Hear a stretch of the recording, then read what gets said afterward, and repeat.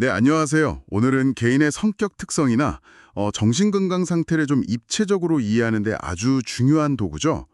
미네소타 다면적 인성검사, MMPI에 대해 좀 심층적으로 살펴보겠습니다. 네, 그렇습니다. 이 MMPI는 개인의 정신 상태를 여러 각도에서 평가하고 또 상담이나 치료 계획을 세울 때 아주 유용한 그런 정보를 제공하죠. 이게 단순히 질문지가 아니라 그 구조나 해석에 상당한 깊이가 있는 검사인데요. 맞습니다. MMPI가 1943년에 처음 개발됐어요. 헤드웨이와 맥킨리가 만들었는데 당시로서는 이게 굉장히 획기적이었던 게 경험적 제작 방식을 썼다는 점이에요. 네, 그 경험적 방식이라는 게 실제 어떤 진단을 받은 임상 집단하고 또 일반 정상 집단하고 반응 차이가 뚜렷하게 나는 문항들만 선별했다는 의미거든요. 그렇죠. 그래서 객관성이 높다고 평가받는 거고요. 총 566개 문항인데 그렇다, 아니다로 답하게 되어 있고요. 네, 이걸 통해서 정신과적 진단 분류를 돕기도 하고 개인의 어떤 적응 수준이라든지 어려움을 평가하는데 주된 목적이 있습니다. 현재는 이게 개정되어서 MMPI-2, 또 청소년용인 MMPI-A 같은 것들이 임상 현장에서 더 많이 쓰이고 있죠. 네, 맞습니다.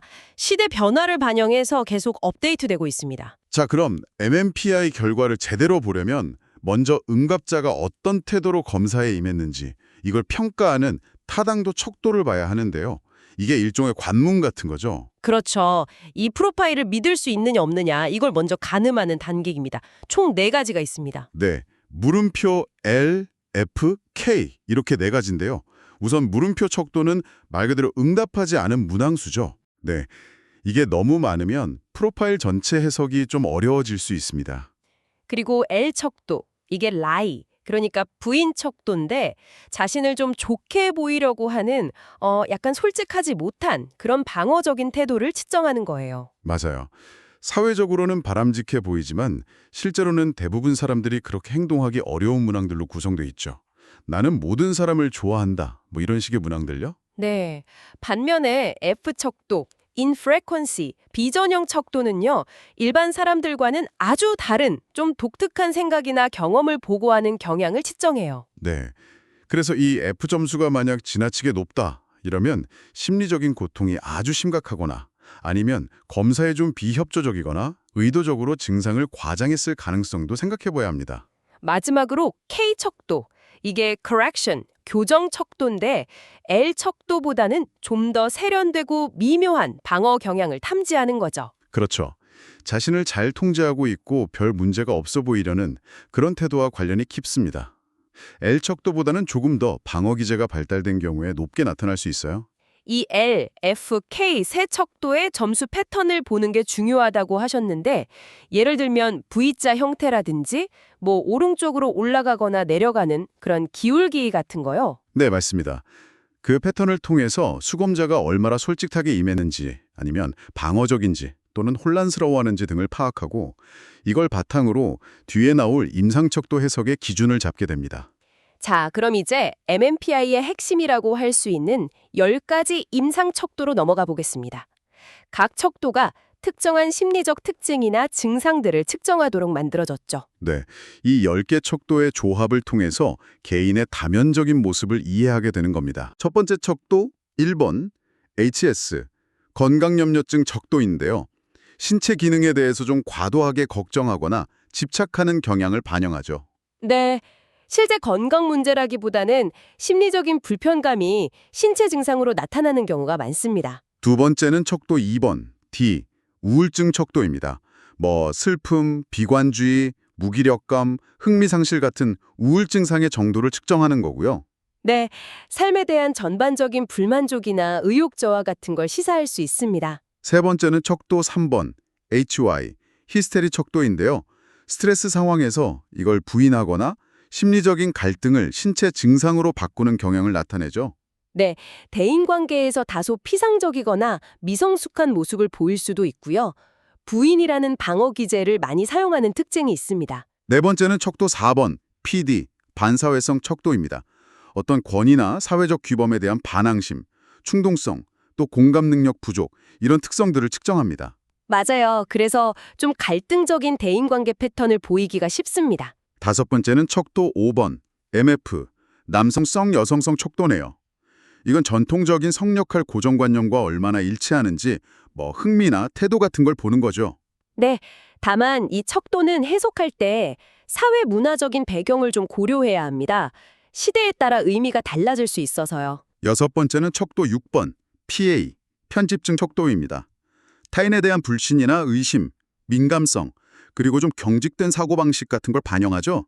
네, 세상이 나에게 좀 적대적이다 이렇게 느낄 수 있는 경향성입니다. 일곱 번째는 척도 7번, PT, 강박증 척도인데요.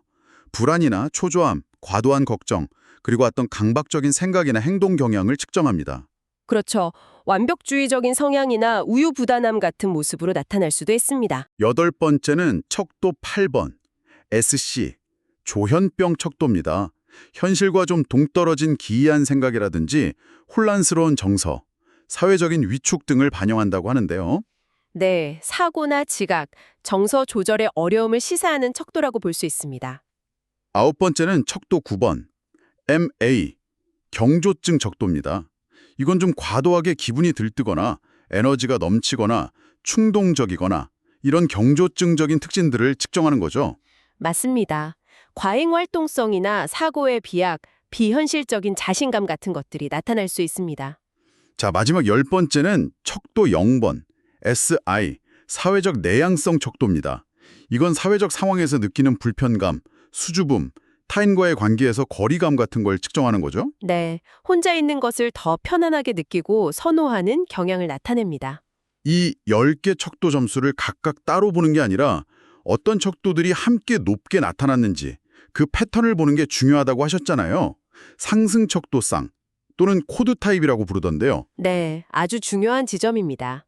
통합적인 해석을 위해서 필수적이죠. 예를 들어서 척도 1번 건강염려증 하고 척도 2번 우울증이 같이 높게 나왔다.